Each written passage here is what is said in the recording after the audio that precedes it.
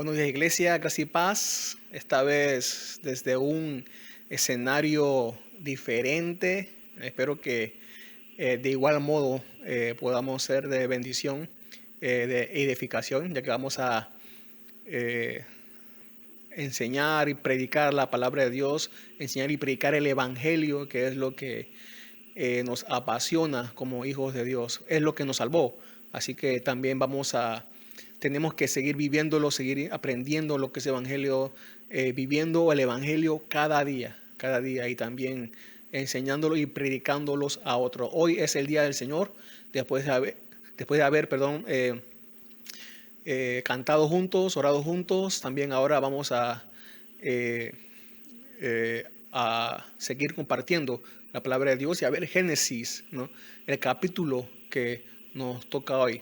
Pero un cristiano llamado Machen, acerca del día del Señor, dijo: comprendemos y sentimos que un domingo bien dedicado al Señor y a las almas es un día del cielo en la tierra.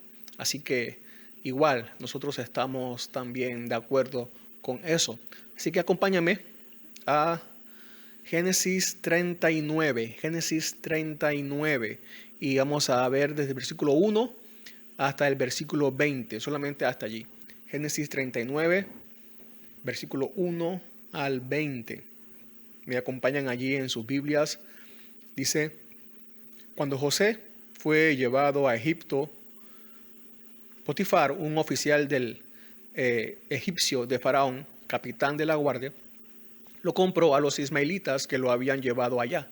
Pero el Señor estaba con José, que llegó a ser un hombre próspero y vivía en la casa de su amo egipcio. Vio su amo que el Señor estaba con él y que el Señor hacía prosperar en su mano todo lo que él hacía. Así José halló gracia ante sus ojos y llegó a ser un siervo personal. Lo hizo mayordomo sobre su casa y entregó en su mano todo lo que poseía. Así sucedió que desde el tiempo que lo hizo mayordomo sobre su casa y sobre todo lo que poseía, el Señor bendijo la casa del egipcio por causa de José. La bendición del Señor estaba sobre todo lo que poseía en la casa y en el campo. Así que todo lo que poseía lo dejó en mano de José. Y con él allí no se preocupaba de nada excepto del pan que comía.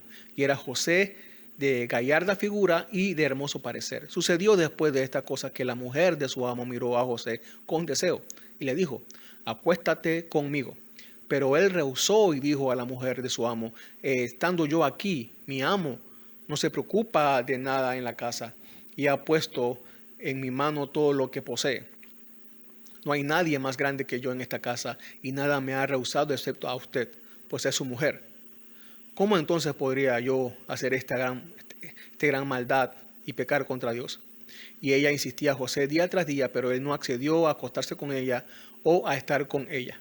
Pero un día que él entró en casa para hacer su trabajo y no había ninguno de los hombres de la casa allí dentro, entonces ella tomó a José de la ropa y le dijo: acuéstate conmigo. Pero él le dejó su ropa en la mano y salió huyendo afuera. Cuando ella vio que él había dejado su ropa en sus manos y había huido afuera, llamó a los hombres de su casa y les dijo: miren, Potifar nos ha traído un hebreo para que se burle de nosotros. Vino a mí para acostarse conmigo, pero yo grité a gran voz. Cuando él oyó que yo alzaba la voz y gritaba, dejó su ropa junto a mí y salió huyendo afuera. Ella dejó junto así la ropa de José hasta que su señor vino a casa. Entonces ella le habló con estas palabras: vino a mí el esclavo hebreo que nos trajiste para burlarse de mí. Y cuando levanté la voz y grité, él dejó su ropa junto a mí y huyó afuera. Cuando su señor escuchó las palabras que su mujer le dijo: esto es lo que tu esclavo me hizo, se encendió su ira. Entonces el amo de José lo tomó y lo echó en la cárcel, en el lugar donde se encerraba a los presos del rey. Allí permaneció en la cárcel. El título de hoy de la enseñanza es El siervo del Señor. El siervo del Señor. Como ustedes saben, muchos esclavos a través de la historia han sido marcados en su piel por quienes lo compraban. era una marca que mostraba a quién pertenecían, como las marcas que se les ponen a los animales, las reses o los caballos. Digo que a muchos esclavos porque ha habido diferentes esclavos a través de la historia. José llega como esclavo a Egipto, como un siervo. No se dice que fuera marcado, pero de seguro sí tenía una marca, la marca de Dios. O más bien, de acuerdo al enfoque que voy a darle a este estudio, tenía las marcas o las características de que era el siervo de Dios, que le pertenecía a Dios. No es un esclavo cualquiera. ¿Por qué no es un esclavo cualquiera?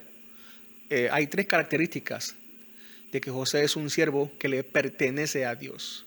Y es son las que me quiero enfocar en la enseñanza de hoy. La número uno que vamos a ver es que es un siervo divinamente favorecido.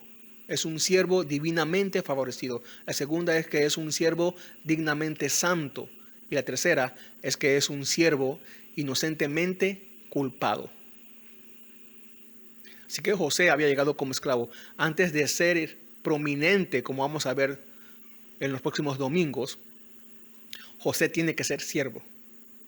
Antes de ser el primero en Egipto, José tiene que ser esclavo en Egipto. Y así demostrar con su vida que era el indicado para salvar al pueblo de Dios. Estas marcas eran las requeridas para la salvación del pueblo de Dios. Las marcas del siervo del Señor. Vamos a ver, desde los versículos del 1 al 6, vamos a ver que José es un siervo divinamente favorecido. Dice que cuando José fue llevado a Egipto, Potifar, un oficial egipcio de Faraón, capitán de la guardia, lo compró a los ismaelitas que lo habían llevado allá. José fue vendido como esclavo, un siervo. ¿Cuál sería la suerte de José? Cualquiera en su situación pensaría que el futuro no sería nada bueno. Pero en la providencia divina, José fue comprado no a cualquier hombre y no fue vendido, a cualquier egipcio, sino al que debía comprarlo, al capitán de la guardia del faraón. Algo del faraón que seguro veremos también más adelante, era el título que se le daba a los reyes en Egipto y se deriva de una palabra egipcia que significa la gran casa. Y también recordemos que el faraón era considerado entre su nación como un dios, o por lo menos como un hijo de Dios. Dice el versículo 2 en adelante que el Señor estaba con José. Estas palabras, como decía hace un momento, ahora contrastan con la probable expectativa desalentadora que alguien pudiera tener al llegar a un lugar siendo esclavo. La frase significa, la frase el Señor estaba con José, significa que José contaba con el favor, con la asistencia, con la protección, con la bendición y con el amor de Dios. Con una protección y cuidado, asistencia especial. No solo para la prosperidad material, también en protección y también en el curso de su vida. José está bajo el cuidado especial de Dios. Por supuesto, no es en Egipto que a Dios se le ocurre poner su favor sobre José. Ahora, con respecto a la presencia de Dios, la Biblia enseña dos verdades con respecto a dónde está Dios. Número uno, que Dios está en todo lugar, y eso tiene que ver con la omnipresencia de Dios. Está en todo lugar. Pero también la Biblia enseña que Dios decide habitar en ciertas personas, como en el caso de José. ¿Por qué? Bueno, dice el apóstol Pablo en 2 Corintios 6:16, ustedes recordarán que dice, porque nosotros somos el templo de Dios vivo, como Dios dijo, habitaré en ellos y andaré entre ellos y seré su Dios y ellos serán mi pueblo. Habitaré en ellos. José era parte del pueblo de Dios. Nosotros también somos parte del pueblo de Dios. Así que Dios también está con nosotros, como lo estaba con José. Dice que su amo vio que el Señor estaba con José. José no llegó y al día siguiente fue puesto como mayordomo de los bienes de Potifar. Seguro que Potifar vio a José cómo trabajaba, cómo cumplía fielmente sus responsabilidades. Honesto. Y aún así, siendo honesto, los bienes que José administraba le traían buenas ganancias. Definitivamente José era un hombre trabajador. Personalmente, personalmente no creo que José haya aprendido a ser responsable y diligente trabajando con Potifar. Estoy de acuerdo con un pastor que dice que cuando Israel llamó a José, cuando vivía allá en Hebrón, y le dijo que fuera y le trajera noticias de sus hermanos en Siquén, José pudo dar muchas excusas para no ir, ya que el camino era muy difícil y las distancias largas. ¿Se acuerdan que Eric nos dijo que era como de ir de Pacora hasta Chorrera? Entonces era muy difícil, pero José no dio mil excusas. La única respuesta que dio José y la rápida respuesta que dio José fue: sí, voy. Sin duda, José era muy responsable, diligente y confiable mucho antes que llegara a Egipto. ¿Y por qué? Bueno, otra vez, porque Dios estaba con José. José tenía un corazón para agradar a Dios. Cuando Dios está con alguien como lo estaba con José, cambia su corazón.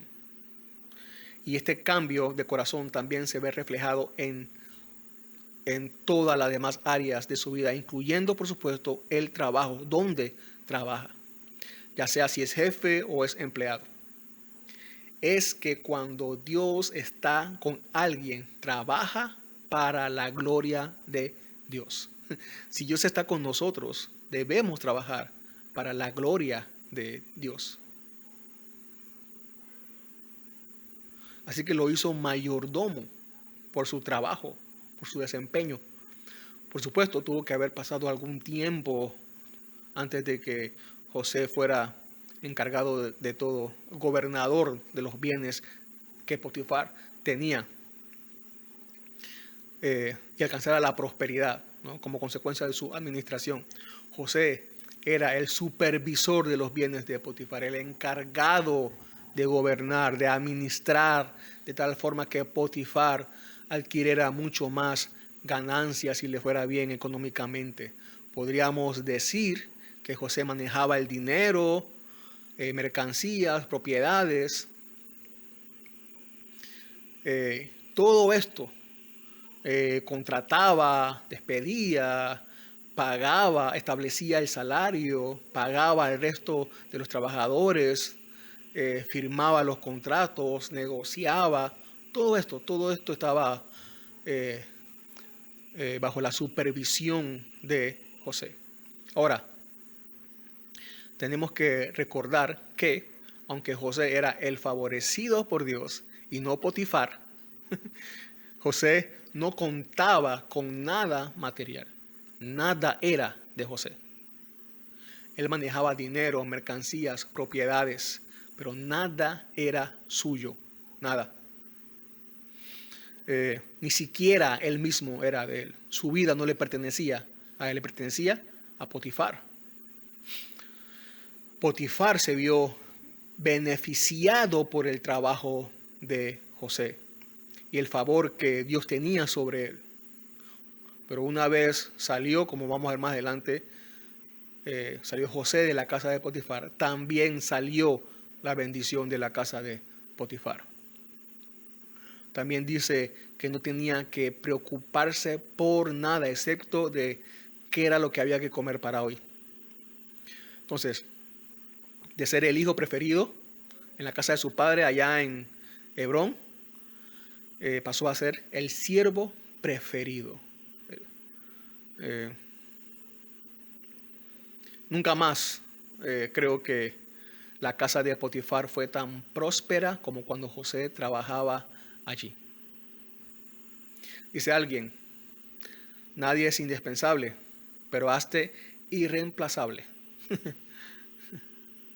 Saben, yo escuché una vez un testimonio de un pastor que él contaba que antes de ser pastor, él trabajaba en una empresa, o bueno, en esta ocasión estaba buscando un empleo, y fue a un lugar, pero él cuando estaba llenando la forma, se dio cuenta que pedían algunos requisitos que él no tenía, pero igual él decidió llenarla. Y bueno, la entregó y la verdad que él no esperaba que lo llamaran, pero lo llamaron. Y lo llamaron, el que lo entrevistó, el jefe, le dijo que lo llamó porque había puesto que en la forma que era cristiano. y dice, porque precisamente la vacante que había quedado la había ocupado un hombre que era cristiano. Y que este hombre había hecho un trabajo excelente. Era el mejor trabajador que había tenido. Y este hermano ahora contando dice que eso lo asustó. Realmente lo asustó porque él no, pensando dentro de sí que él no sabía, ¿no?, si podría ahora llenar, ¿no? hacer el mismo trabajo que este cristiano había dejado. Pero es así. Nosotros tenemos que ser responsables como cristianos. Dice, recordemos lo que dice Colosenses 3, 22 y 23. Siervos, obedezcan en todo a sus amos en la tierra, no para ser vistos como los que quieren agradar a los hombres, sino con sinceridad de corazón, temiendo al Señor. Todo lo que hagan, háganlo de corazón como para el Señor y no para los hombres. Hay muchas personas definitivamente que son diligentes y prosperan, aun aquellos que no creen en ningún Dios. Y el apóstol Pablo inclusive tuvo que exhortar a los cristianos, a muchos cristianos en Tesalónica, que eran perezosos, que habían dejado de trabajar, y les dijo que se animaran, que trabajaran. Porque es el que tú seas cristiano o un hijo de Dios, automáticamente no hace que un billete de $10 se convierta en un billete de $100. Nosotros contamos también con la gracia de Dios como José, pero ¿cuál es el secreto? ¿Cómo funciona esto? Debemos ser diligentes, responsables y confiables, igual que lo era José. Administrar bien lo que tenemos en nuestras manos, nuestras responsabilidades, y por supuesto también dar a otros cuando necesiten. Pero por sobre todo, nosotros dependemos de Dios. Confiamos en Dios. Nosotros confiamos que mientras somos diligentes en nuestros deberes, Dios bendice con una porción extra nuestro trabajo. El principio, ¿te acuerdan del salmo ese que dice que si Dios no edifica la casa, en vano trabajan los que la edifican? Es el mismo principio aquí. Nos trabajamos, pero confiamos en que Dios nos bendice de una manera también milagrosa. José aquí está apuntando a uno más grande que él. José nos recuerda que hay alguien más grande que él. Fíjense, así como Dios estaba con José, Jesús también contaba con el favor especial de Dios, con la bendición especial del Padre.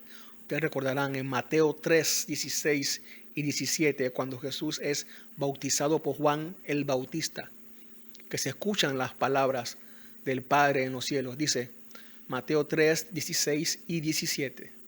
Después de ser bautizado, Jesús salió del agua inmediatamente y los cielos se abrieron en ese momento y él, o sea, Juan, vio al Espíritu de Dios que descendía como una paloma y venía sobre él. Y se oyó una voz de los cielos que decía: este es mi Hijo amado en quien me he complacido. Él es el Hijo amado que complace al Padre. Cuando la voz del cielo dijo eso, o sea, cuando la voz del Padre dijo eso, estaba confirmando que en Jesús reposaba un favor que no se encontraba en ninguna otra persona. Donde quiera que Jesús iba, todas las personas recibían algo de ese favor, con milagros, sanidades y sobre todo con la predicación del Evangelio de la salvación. Isaías 42:1 dice, Dios hablando: este es mi siervo, hablando del Mesías, del Cristo. Este es mi siervo a quien yo sostengo, mi escogido, en quien mi alma se complace. He puesto mi espíritu sobre él. Él traerá justicia a las naciones. No hay nadie como él. Él es el escogido por sobre todo. Es por eso que Jesús es el camino, la verdad y la vida. Nadie puede gozar de la vida eterna si no es a través de Cristo.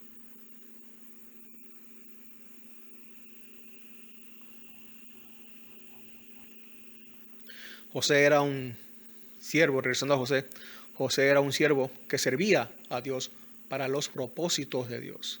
Potifar era solamente una fase o un medio que José tenía que pasar, o que Dios permitió para sus propósitos. Bueno, dice también al final ahí que José era de gallarda figura y de hermoso parecer. Y bueno, esto le va a traer algunos inconvenientes en la siguiente sección, que es un siervo digno y santo, en versículos del 7 al 12. Es un siervo dignamente santo. Sucedió después de estas cosas que la mujer de su amo miró a José con deseo y le dijo: acuéstate conmigo. La mujer de su amo miró a José. Los problemas, como siempre, no pueden dejar de aparecer. El pecado aparece, o más bien aparece Satanás, y lo hace para destruir. Sabemos que tenemos 3 enemigos como cristianos: nosotros mismos, el mundo y Satanás. Y aquí sin duda ataca Satanás. Si creíamos que Satanás estaba ausente o sentado con los brazos cruzados viendo todo este tiempo lo que hacía Dios, ¿no? Y cómo Dios avanzaba en su plan, estábamos equivocados. No. Ataca Satanás. Pero fíjense, ¿cuál es la causa principal por la que José se rehúsa? Bueno, en una sola palabra: Dios. José no se rehusó porque tenía miedo de ir a la cárcel si lo atrapaban. No, José no se rehusó por ninguna mala consecuencia que podría pasarle. Él se rehusó porque no quería fallarle a Dios, que es lo que significa la palabra pecado. No quería fallarle a Dios. José está apartado del pecado, apartado del mal. Teme a Dios y se aparta del pecado. Temer a Dios y apartarse del pecado es congruente. Si no haces una de estas cosas, es mentira que hagas la otra entonces. Nunca la intención de José es hacer algo contra Dios. Siempre la intención de José ha sido hacer actos que favorezcan a Dios. O sea, como si se preguntara: ¿cómo saldría Dios favorecido si yo hago esto? ¿O cómo saldría Dios glorificado si yo hago esto? Que es una buena pregunta que nosotros podemos hacernos, ¿no?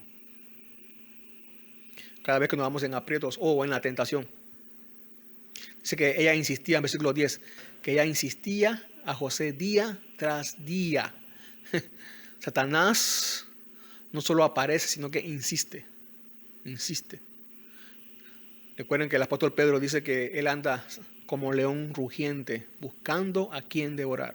Y dice el apóstol Pablo en Efesios 6:11, recordarán también, hablando de la armadura, revístanse, Efesios 6:11, revístanse con toda la armadura de Dios para que puedan estar firmes contra las insidias, o sea, las estrategias del diablo.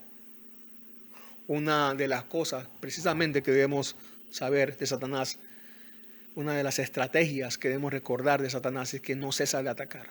No cesa de atacar.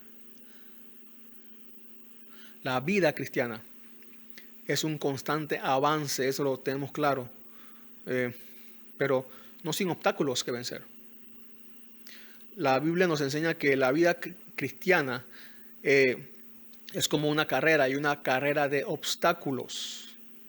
Y no obstáculos solo al principio de la carrera, sino también hasta el final, durante toda la carrera y hasta el final de nuestra carrera aquí en la tierra. Así que si el diablo no cesa de atacar, entonces nosotros no cesemos de contraatacar viviendo el evangelio. Sigue diciendo en el 11, pero un día que él entró en casa para hacer su trabajo, no había ninguno de los hombres en la casa adentro.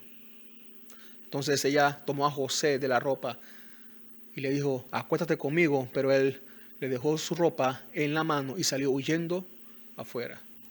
Dice William McDonald's, perdió su túnica, pero salvó su carácter y también salvó su santidad. Es un contraste. Ahora que recordamos el episodio pasado con Judá, es un contraste, ¿no?, de dos vidas.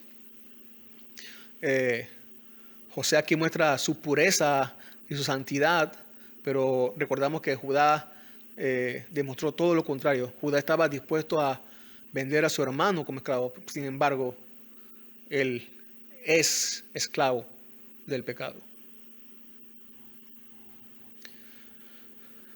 A menudo vemos encuestas en internet o en algún otro lugar en las que se le pregunta a la gente si es feliz o si le gusta el trabajo que hace o si le encuentra sentido a la vida. Pero nunca vemos encuestas con respecto a si uno es santo o no es santo, ¿no? Y es que a las personas no les gusta la santidad. Odian la santidad. A los que son cristianos, los que somos cristianos, nos gusta la santidad. No sé si usted ha escuchado de un animal llamado armiño.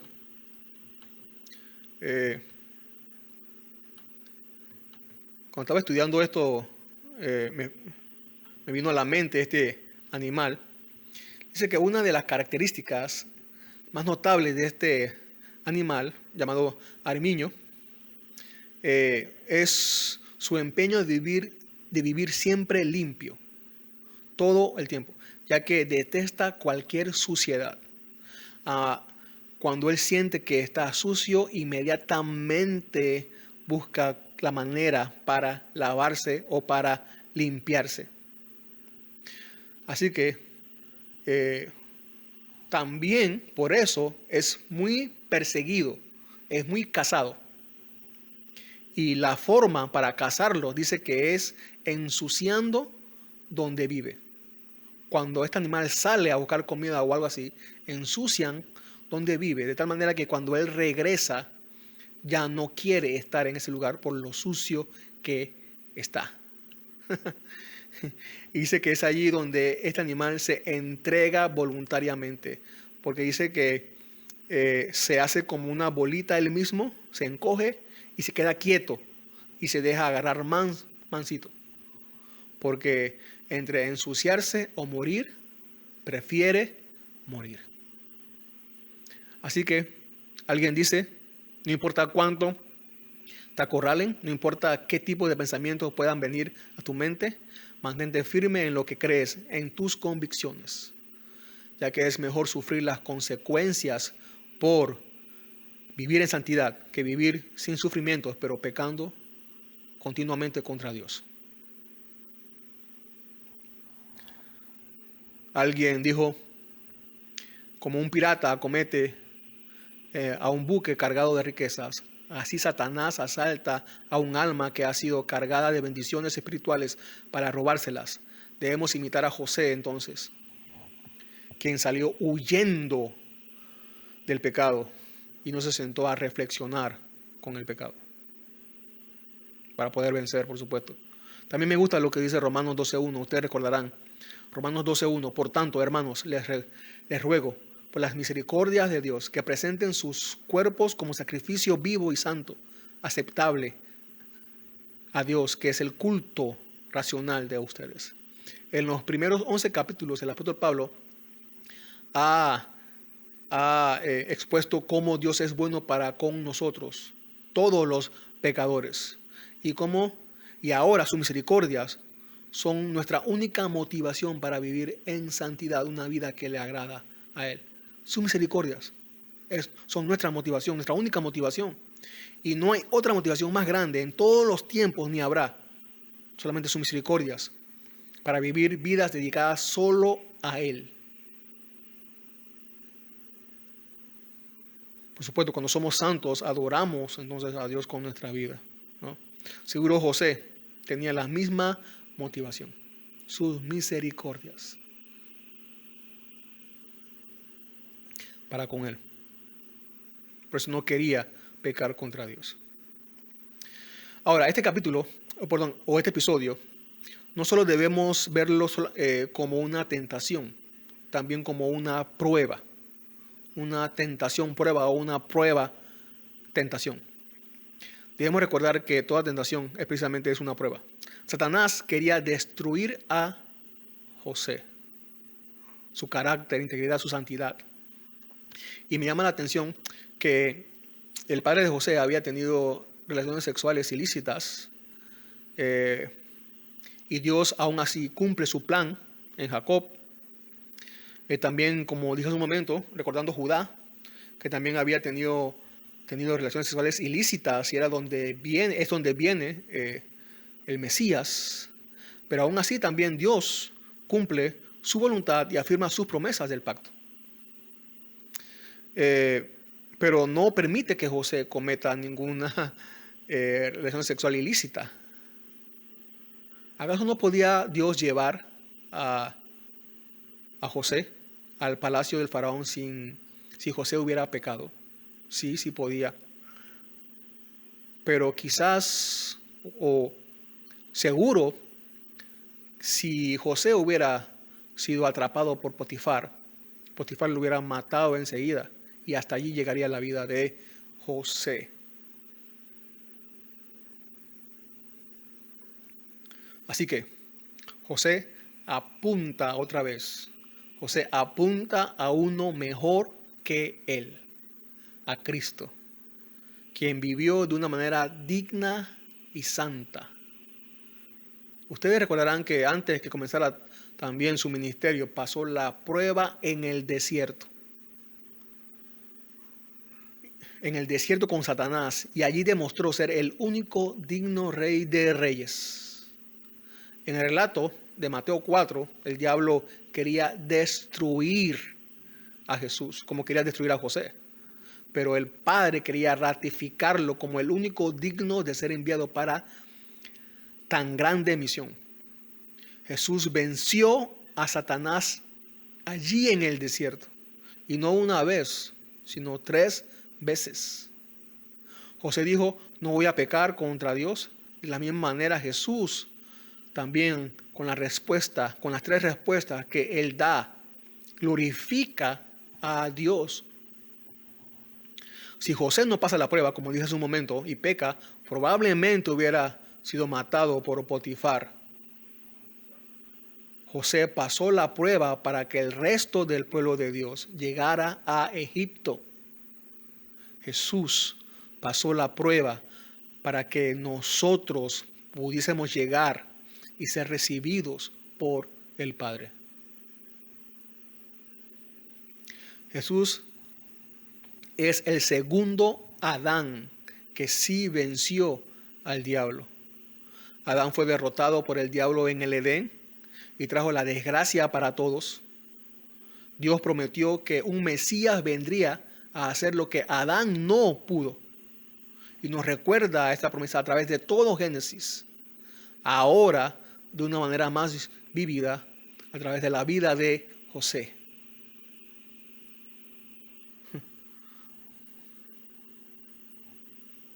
Jesús es el siervo digno y santo.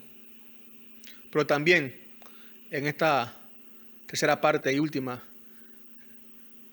es un siervo inocentemente culpado. Versículos 13 al 20. Inocentemente culpado. Ahora, la esposa de Potifar calumnia a José. Invierte los sucesos. Ella acusó a José de violarla. José estaba en una condición en donde él llevaba las de perder por más que lo que la mujer dijera fuera falso. José era esclavo y no tenía ningún derecho ni siquiera de defenderse o decir algo en contra. Es más, si decía algo en contra de la mujer o la contradecía, le iba peor. Pero miren, antes de seguir, miren lo que hace esta mujer. La mujer está destruyendo la bendición de su hogar. La armonía de su hogar por un capricho personal.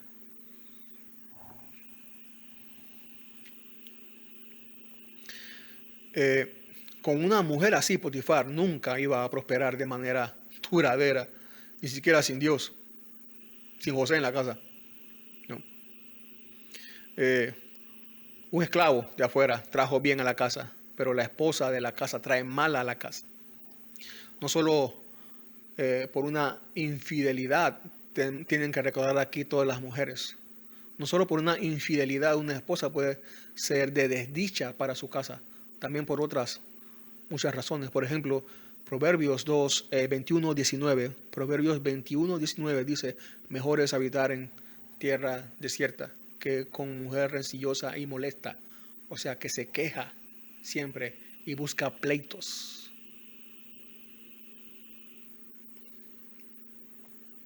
Satanás entonces no puede destruir a José por las relaciones sexuales, así que ahora ataca con falsas acusaciones. Cambia de táctica. Bueno, después de todo es la mentira la que más le ha dado resultado, ¿no? como táctica o como estrategia. Entonces, hay ataques de los cuales nuestras defensas son muy poco efectivas. Algunas veces tenemos las manos atadas y lo único que podemos hacer es entonces dejarle todo a Dios. José, como temeroso de Dios, hizo lo que debía hacer y también ahora hace lo que debe hacer, dejarle todo a Dios. Ya él no puede hacer algo, pero Dios sí puede hacer algo. Así que toca esperar. Ni siquiera hay momentos cuando ni siquiera podemos vengarnos, porque muchas veces cuando podemos vengarnos de algo, de alguien, lo hacemos, nos vengamos, pero aquí ni siquiera podemos vengarnos, aún a pesar de situaciones injustas. No podemos vengarnos muchas veces.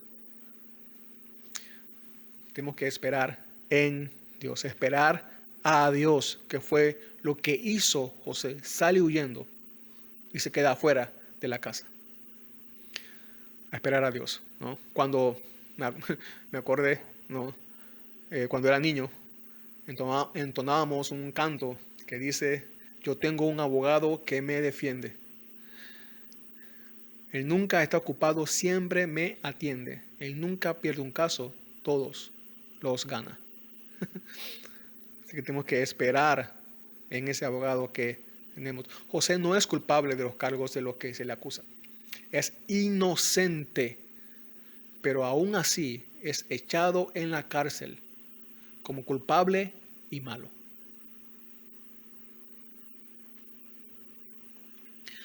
La palabra diablo ustedes recordarán, es una palabra griega traducida al español, que sería calumniador. Y el primero que el día que Satanás calumnió fue a Dios mismo en el Edén, ¿se acuerdan?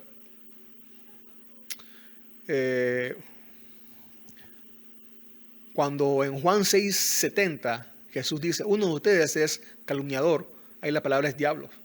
También en Tito, donde se habla de que las mujeres de la congregación se les advirtió que no sean calumniadoras, ahí la palabra también es diablo.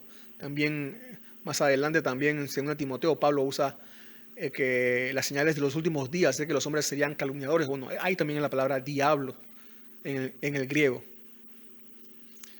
Y así que el diablo calumnia a José y es echado a la cárcel por Potifar. Hay algo asombroso aquí.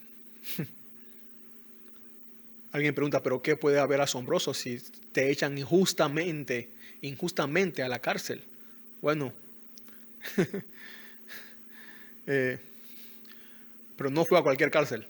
Fue a la cárcel de los presos del rey. Y eso es lo asombroso.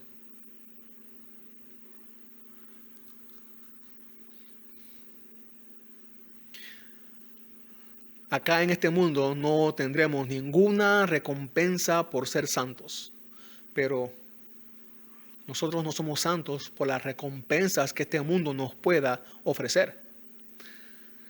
Ser santo trae consecuencias que no esperamos, pero sí podemos gozar de algunos beneficios temporales aquí en esta tierra por ser santos, pero el fin último de la santidad es llevarnos a la eternidad con Dios. Y todo esto,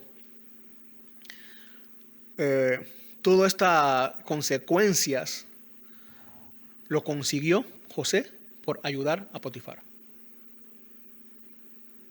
1 Pedro 3:17, tenemos que recordar lo que dice Pedro en el capítulo 3, versículo 17. 1 Pedro 3:17, pues es mejor padecer por hacer el bien, si así es la voluntad de Dios, que por hacer el mal. Cuando nos pasa algo malo por hacer algo bueno, siempre nos preguntamos ¿por qué? ¿Por qué a mí si yo hice algo bueno? Pero la Biblia dice, eso es bueno, eres bienaventurado. La persecución es la bendición. Es como tomar una medicina que sabe mal, pero nos hace bien. Alguien llamado Gavin Orlon escribió un artículo que tiene que ver con cómo enfrentar las calumnias. Y en la tercera parte, él dice, predícate el evangelio a ti mismo. Quiero compartir lo que dice. Dice así. Siempre existe el peligro de caer en la victimización y la autocompasión cuando han pecado contra nosotros, que es lo contrario de lo que el evangelio debe producir en nuestros corazones. A pesar de que no elimina dolor de la calumnia, el evangelio puede reducir nuestra actitud defensiva si tenemos en cuenta que, separado de la gracia de Dios, soy peor de lo que estas calumnias dicen. Una vez más, Spurgeon dice que aquí nos es útil. Si alguno piensa mal de ti, dice Spurgeon, no te enfades con él. Tú eres peor que lo que él piensa que eres. Nosotros podemos sufrir calumnias. José sufrió calumnias siendo inocente y fue llevado a la cárcel, igual nosotros también, o cualquier persona. Pero hay uno que es más inocente que todos y ese es Cristo. Él fue calumniado y encarcelado. ¿Recuerdan que Jesús dijo, uno de vosotros es el diablo, ¿no? El calumniador? Jesús se refiere a Judas, quien es una herramienta en las manos de Satanás.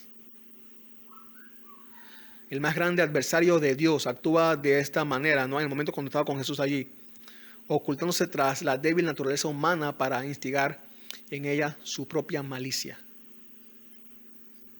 Mateo 26, 59 y 60 Mateo 26, 59 y 60 dice: y los principales sacerdotes y todo el concilio procuraban obtener falso testimonio contra él, con el fin de dar muerte a Jesús. Y no lo hallaron, a pesar de que se presentaron muchos falsos testigos, pero más tarde se presentaron 2 falsos testigos, calumnias. Pero Judas dijo, ¿se acuerdan? He pecado entregando sangre inocente. Un soldado que vio a Jesús en la cruz dijo: en verdad, este hombre era inocente.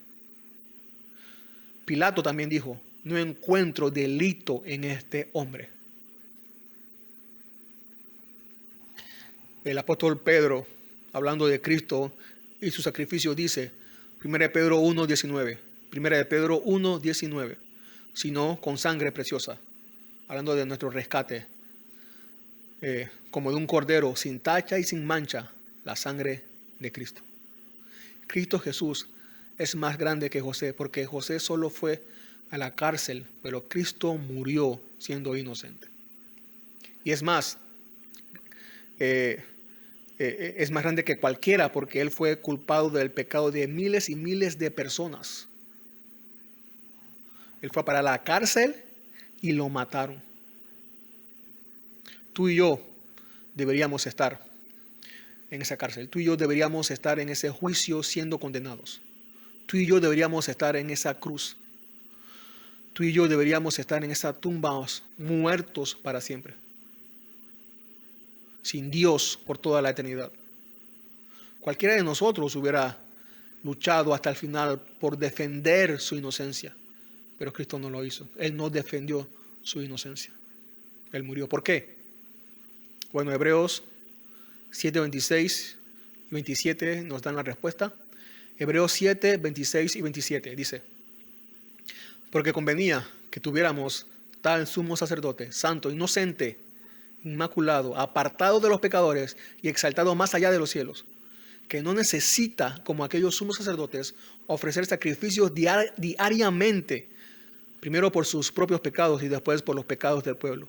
Porque esto Jesús lo hizo una vez para siempre, cuando Él mismo se ofreció. Teníamos la necesidad de recibir un perdón todos los días, sacrificando un animal todos los días para ser librados de la condenación eterna, a menos que el sacrificio dado fuera inocente de todo pecado. Ese sacrificio solo bastaría ser ofrecido una vez. Así entonces podríamos recibir el perdón una vez en la vida y por toda la eternidad. Ese inocente es Cristo Jesús. Él es el Mesías Salvador que necesitábamos, o el que tú necesitas ahora también. Él es el siervo de Dios enviado a nosotros para nuestra salvación. Qué bueno que lo escogió a Él en vez de a mí. Él es el indicado para salvar. En ningún otro puede haber salvación. Solo en Él. En nadie más. Él es el siervo del Señor, quien procura la salvación de todo su pueblo, quien la procuró y quien la hizo realidad. Vamos a orar. Señor, gracias. Gracias, Padre, por que una vez más podemos encontrar alivio, gozo, esperanza. Señor, tú eres fiel a tu pacto, a tus promesas. Podemos depositar toda nuestra vida, Señor, en esta esperanza que nos has dado. Ayúdanos a seguir confiando que tu gracia nos sigas sosteniendo. Para ayudarnos a seguir predicando también este evangelio en donde estemos, para que otros también puedan escuchar todas estas verdades.